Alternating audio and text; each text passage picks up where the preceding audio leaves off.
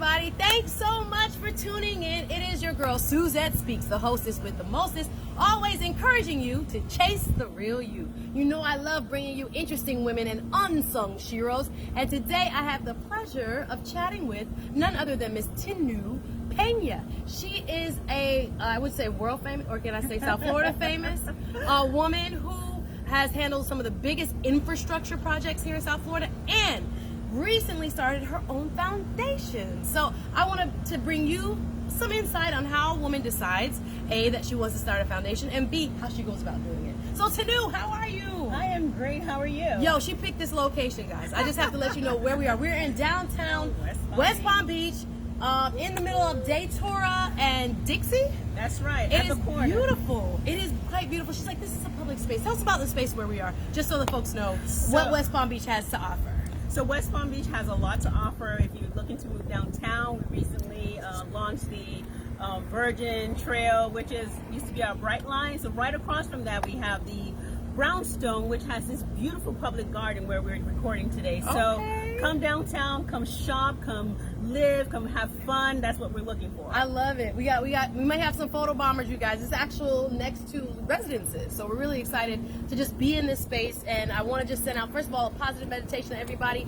Thank God for being alive. Thank God for you. And I want you to like, share, and be sure to comment because we want to know what it is you think of the video. So we're here today to talk to you. First of all, I wanted people to know who you are. How would you describe Tinu?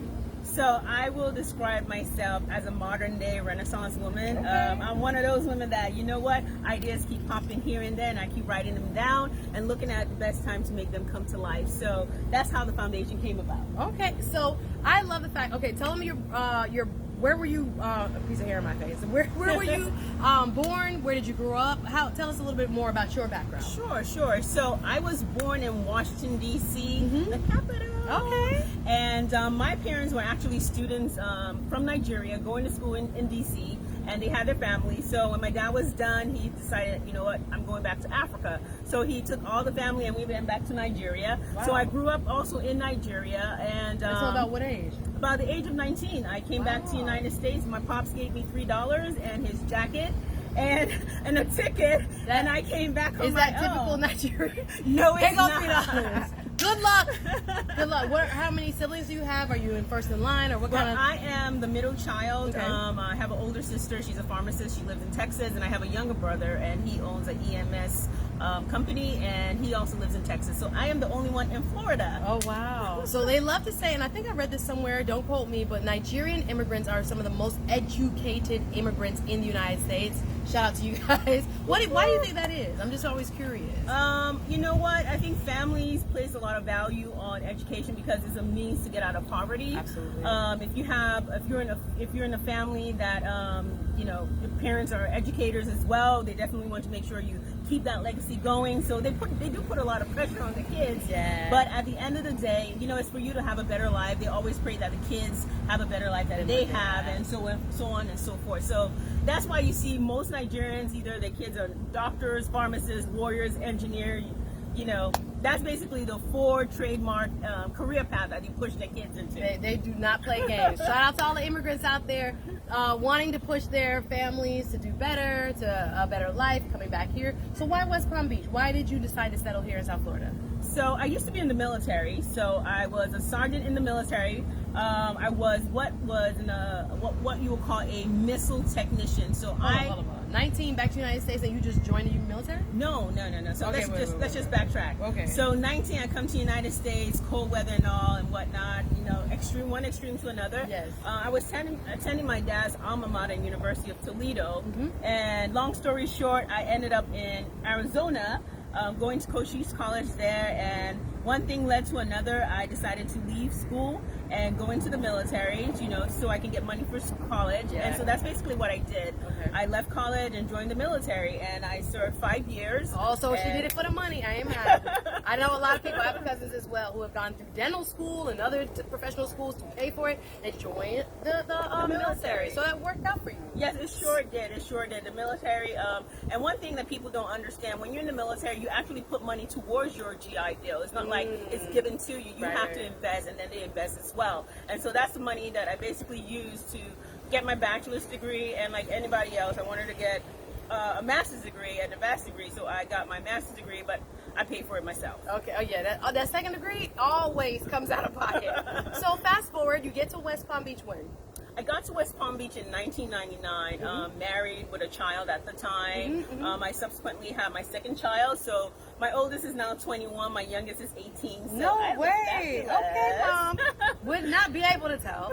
Just saying. So you decide to pursue, how did you get in your career? Let's talk a little bit more about your career. So people that know me know that I go into things that, you know, I have passion about. So I wanted to be an architect. So I got my associate's degree in architecture when I got out of the military. Wow. Palm Beach State College. Woo. And after that, I decided, you know, I was a mother with 2 kids and daycare and all that and picking up the kids. That played a huge factor in determining what would I do next. And being that the School of Architecture was down in Fort Lauderdale, and Right. support system is key when you're trying to do this kind of thing. With a family. Yeah, with a family. So I decided, you know what? I'm going to change career path. And since I already had an associate's degree in computer science before leaving the military, I said, you know what? Let me give that a try again. So I went back to FAU to get my bachelor's degree in computer science, hated programming. And so I said, you know what? What's closest to architecture? And that's how I came about to become a civil engineer. No wonder you have that design Yes. sensibility. Good for you. Okay, so it's art. So it was practical. Yep. You said, wait a minute, this is closer. I need my family. I need people to be able to support me with the children. Yes. This is a back to school, baby. After the children and the Yep. marriage and the responsibility of life. Yep. And you decided to go back and you decided to do civil engineering. I decided to do civil Okay. engineering because it was the closest to being creative, because you get to design, you get to see it come to life. So that was the closest thing I could get to architecture to do. So I decided to do that. And kids in tow, I started school and I graduated in 2005. And subsequently, after the economy bombed, I decided to actually start my own consulting firm to kind of figure out, how to get some revenue into the family.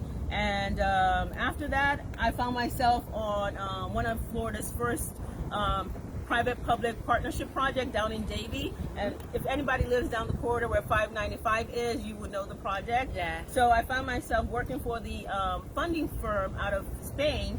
So I worked in their Davie office for 3 years. So for people who don't know South Florida, there is a huge major corridor road work called 595. And if you've lived here any modicum of time, I grew up here, 595 has always had construction. Yep. We was like, when is this road, this huge road that connect east to west, gonna be done? So you played a vital role in overseeing that project and making sure did. Listen, it took a long time for good reason. Yeah. Because we had all kinds of express lanes added. Tell us about working on that project. What was it like? So that was a very, very intense project. Like I said, I worked for the funding arm of the project itself. So the company that was funding it was out of Spain. Okay. And they were called 595 Express. Anyways, my job was basically to oversee the engineering portion of the project. So I worked for the chief operating officer. So I was basically his right-hand lady. So I reviewed contract, reviewed schedule, looked at way to compress the schedule so that we can get things done on time, because we actually had a 5-year term to get it done. So I had to make sure everything was on track, and design changes, everything was just moving so fast. And I came on board 2 years into the project, so I only had 3 years left. So, it was intense, and you know what?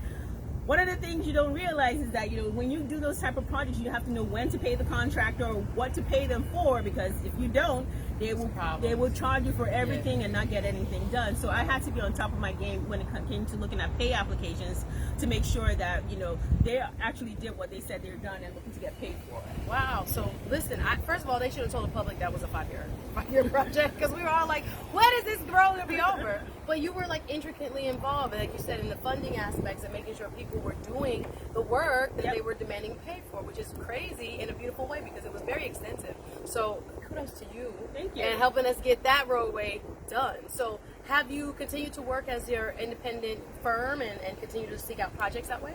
Well, I'm currently doing a double whammy, is what I call it. I still do consulting work, so I try to do smaller projects, since I took a job with the city of West Palm Beach, and I'm now their capital improvement plan manager. Ooh. And that's basically to oversee capital projects in and around the city of West Palm Beach.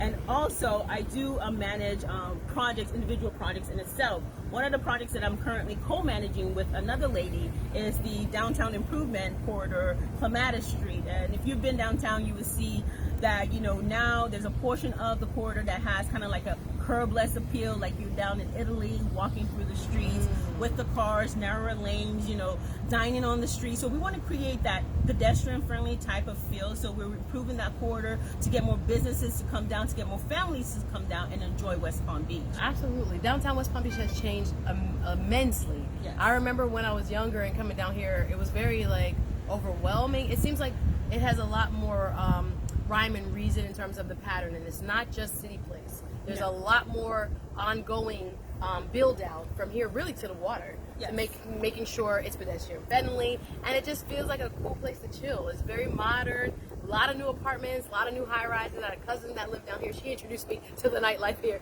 but it was really cool. It wasn't really I had not explored Palm Beach until she moved here. So it is a destination, guys. Everybody talks about Miami and Fort Lauderdale, but downtown Palm Beach is popping. It has a lot going on. It certainly is, and with all the improvements that, you know, they're doing, I mean, it's going to be amazing once it's done. So real quick, how do you, such a busy mom, you have your independent firm, you're working for the city of West Palm Beach, you decide recently you want to start a nonprofit. Yes. Tell us about that journey. So I know I don't look it, but I am into my mid-40s. Don't be telling all your business, baby. Oh, that's fine. You know, black don't crack. You know, so I'm very proud of the age that I am. But unfortunately, around this age when I lost my mother, she was around 48 years old, and she had a routine surgery. She had her fibroids removed, and unfortunately, when she got the surgery done, she got it done in Nigeria, and we don't know what happened, but she passed away. Wow. With that, you know, getting closer to that age, I just started to think, what do I want to be my legacy? What can I do to, you know, keep my mom's name alive?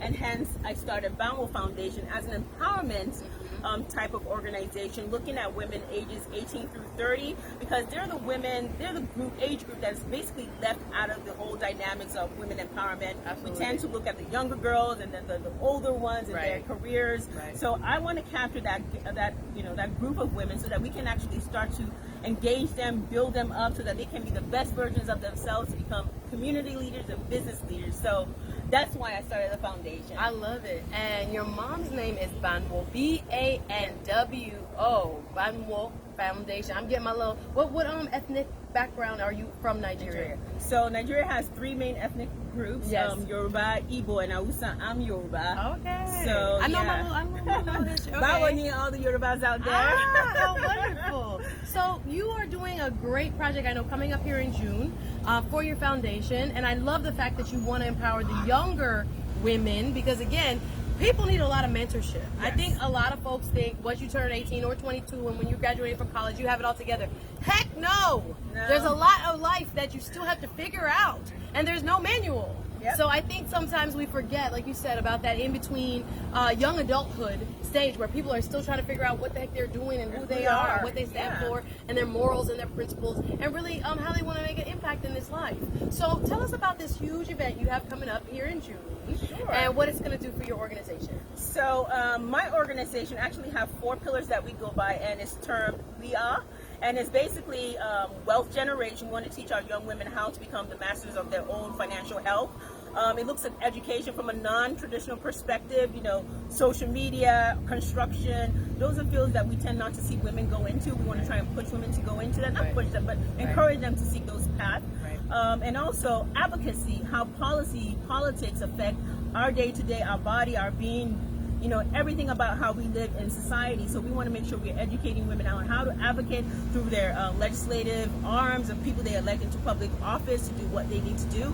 And last but not least, we also seek to ensure that as we as women are taking care of other people, we are taking care of ourselves through our health and wellness pillar. So under our education pillar, we also like to focus on the arts, the sciences, the technology. So under the arts platform, we have what we call the Author Showcase. And we highlight local female authors and give them a stage to talk about their journey, why they decided to write, and, you know, have an opportunity to read from the books and engage people, sign their books, you know, inspire other women to become writers.